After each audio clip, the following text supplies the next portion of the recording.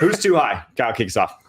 Too high. I hate to do this, but the Kansas City Chiefs are too high. I love that call. They're the number one team on Pete's power rankings, but in my opinion, they're not the top of the power rankings list in the National Football League. Yes, they're back-to-back defending Super Bowl champions. Yes, they still have Patrick Mahomes and Andy Reid, and Chris Jones still has a heartbeat, so they're dangerous. But at the end of the day, the Minnesota Vikings are the number one team in the National Football League. They're the most complete team in football. They got healthier last week with the addition of Jordan Addison. You saw that come with his production in the passing game and the jet sweep game. I just feel like if these two teams were to play tomorrow, the Vikings would win that game. And in my opinion, you got the Chiefs a little bit too high at number one. I understand why they're there until proven wrong. They're number one. But what I've seen from Minnesota tells me that they're the best team in football. Okay. If the Chiefs and the Vikings played on a neutral field and your life depended on picking the right outcome, who would you pick? This week? Yeah. The Vikings. I wouldn't. I'd pick Patrick Mahomes. I'd probably pick the Vikings. And it would be a great game. And it would definitely be a great game. Look, we're gonna sit here and we have to give Sam Darnold all the credit in the world. We have to. He's been fantastic. But at the end of that game the other day, then you start saying to yourself, is this Sam Darnold becoming Sam Darnold again when he that whole game I thought. I mean, we're talking about the Minnesota Vikings, not the Sam Darnold. But the quarterback is the guy. He's the guy. There's too many guys open in that offense when you have Addison in there. There's so many for answers. him almost to mess it up.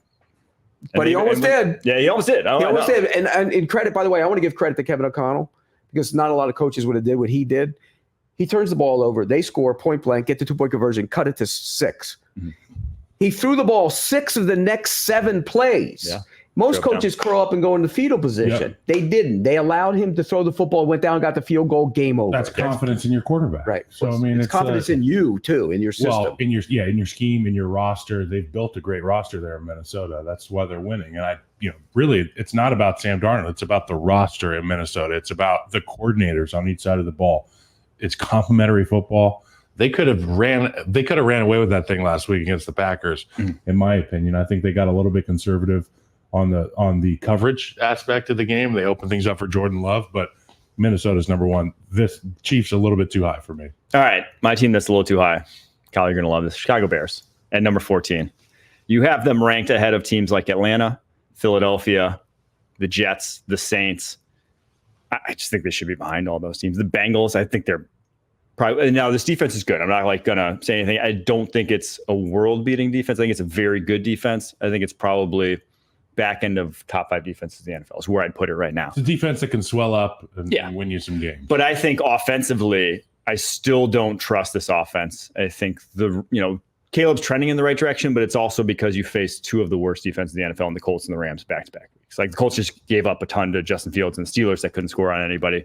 The Rams, obviously, we know their struggles on the defensive side of the ball this year. So I just don't trust that side still. And I think that 14, again, I'm putting them behind teams like the Falcons, teams like the but the Falcons the Falcons you talk about a team that didn't do anything on offense the other day. Oh, yeah. I mean, there's concern. There's all those supposed weapons that they have, and their multi-million-dollar quarterback. They got a defensive touchdown and a special teams touchdown. I mean, they're not scoring either. So look, you could make a case, flip them around a little bit. The Jets, I moved the Jets down because look, the Broncos go in there and beat them. They beat them. That was in Hurricane Helene. It doesn't matter. You beat them. How do you pronounce it, Helene? I've seen it written a million times. But they beat them. At their place, that should never happen. Aaron Rodgers couldn't even hold on to the football. They had a rookie quarterback on the road 2 straight weeks. The Jets, you're right. They shouldn't have lost that game. They shouldn't have lost. I'm trying to make excuses. Okay. You're right. All right. Who's ranked too low? Sorry. Okay. No excuses in football. You know that. Who's ranked too low? Shoot. Too low. I have it written down here. Take the table. The Ravens. You can't reach. I don't want you to pull out your shoulder. The Ravens are too low. At number 6. And in my parentheses, I wrote, the Bucs are not the 4th best. Oh, yeah. Everyone knows it. But Pete's been like high in the Bucs since. The Ravens. We can't talk about it every week. Realistically, what could they be? They've lost 2 close games, so they could be 4-0 here. We're looking at a Ravens team that absolutely throttled the Bills, who I was talking about the Bills as the class of the NFL last week. And I know things change week to week. I know styles make fights. And this Ravens group came ready to play, and they were in all black, and Ray Lewis gave the pregame speech. But that team that we saw in primetime, I don't want to play that team. Regardless of who I have in my roster, what my game plan is, scheme, head coach experience. That football team looked ready to play. And once you show yourself as a football team and you prove to your teammates how good you can be, you have to have that belief week in, week out. I think 6 is a little bit too low, even though they're 2-2. I'm not even looking at records in this thing because I just took an undefeated team out of the top spot. So Ravens, I feel like they're better than a few of those teams in your top 5. You could argue the Bucks, but the Ravens lost. I mean, the Bucks lost to the Broncos at home, bad loss. The Ravens lost to the Raiders at home. And then Gardner Minshew, that's a really bad loss too. So they both have bad losses. They had the perfect storm the other night. But they had the lead in that game. They got a team coming off a Monday nighter on the road. You're at home, short week, so it was the perfect storm for them. They look, it's a bad matchup. Every reason it's a bad matchup for the Bills because they're not physical. They're not stop the run kind of defense, so they rammed it up right at them the whole game. And so yeah, but I can see your case. And I liked what they did with the offensive line. That's what I think. That's the biggest thing. thing. Getting Macari at left guard, getting Rosengarten. I haven't gotten his name right once, but it's Rowan Gardner, Rosengarten. He did good job at right tackle, and I like what they did in protection, keeping Lamar clean, and obviously the running game just looks to be they're in lockstep with that running game. And Derrick Henry very much so looks like he's 23 years old. It's amazing. Look out. Their O-line from week 1 to week 4 is like the biggest upgrade in my opinion. Just like how they played versus the Bills versus how they played against the Chiefs, night and day, truthfully. And I think their best 5 is now out there. And I like what they have going forward. Rosengarten's like since then has looked great the past couple of weeks actually at right tackle. So I agree. I don't think I gave him enough credit, and it's because I didn't believe that offensive line was going to turn things around the way they were. So I think 6 though is about right for them. Plus they had problems against the pass the first couple of weeks, and kind of tightened that up a little bit the other day. Their secondary was lights out against the Bills. Yeah. All right, my team that I think is a little too low. It's the other AFC North team, Cincinnati Bengals. Now, they have 1 win against Carolina Panthers. Agree with you. But this offense is back. I agree. This offense is flying the past 2 weeks. I think that's, the defense isn't good. And they have a lot of injuries right now along the defensive front that when you get some guys back, BJ Hill, Miles Murphy, it will be better. The secondary is good though. So if they find ways to, whether it's via blitzing more or whatnot, to start getting pressure on opposing quarterbacks, I think the secondary will hold up to things like that. And I just think this team's better than the likes of like the Colts, who are ahead of them at this point, the Chargers, the Broncos. I just think this team could put up points on anyone now with T. Higgins and Jamar Chase back, that we'll see a better Bengals team than the 0-3. I would agree with you. with you, but probably should be a little. I mean, but their defense is bad. I mean, D-line's bad. They're no bad sacks. right now. They're not able. I mean, to get Andy to the Dalton threw it around the other day too. I mean, it was not nobody. They're not stopping anybody. That's my concern with that. I'll say this: I don't think we're making a big enough case about the fact that Joe Burrow's back.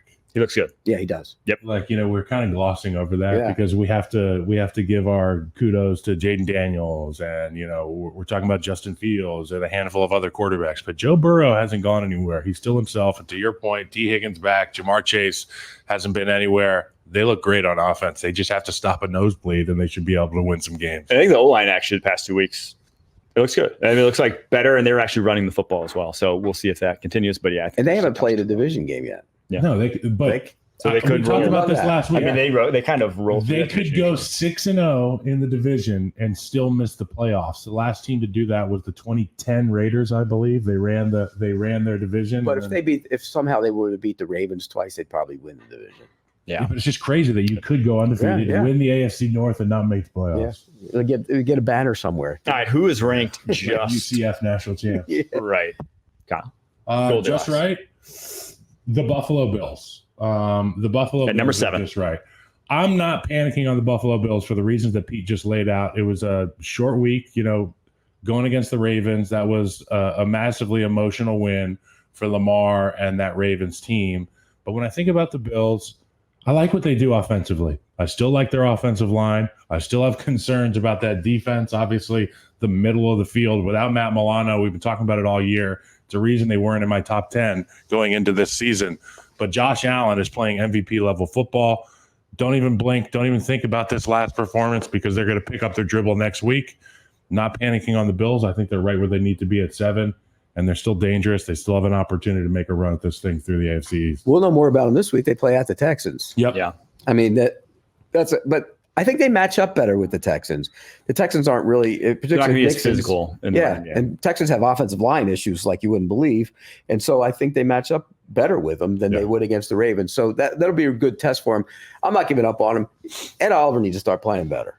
I mean, he got blocked all night, and he's the guy. He's got to be better in there. You get one of those. You can't string them together for 2 weeks. Ed Oliver's been good. I think he has an opportunity to go and make some huge plays against Houston, and then next thing you know, we forget about it. Right. So.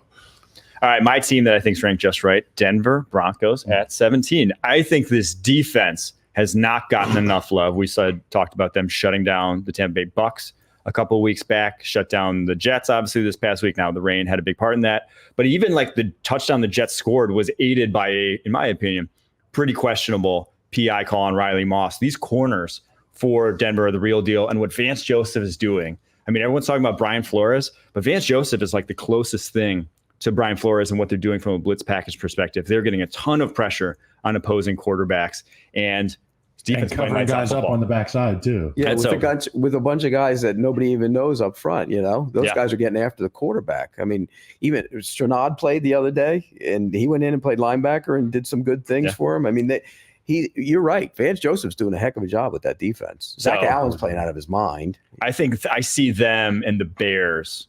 The Bears at 14, Broncos at 17. They're like the same team, right?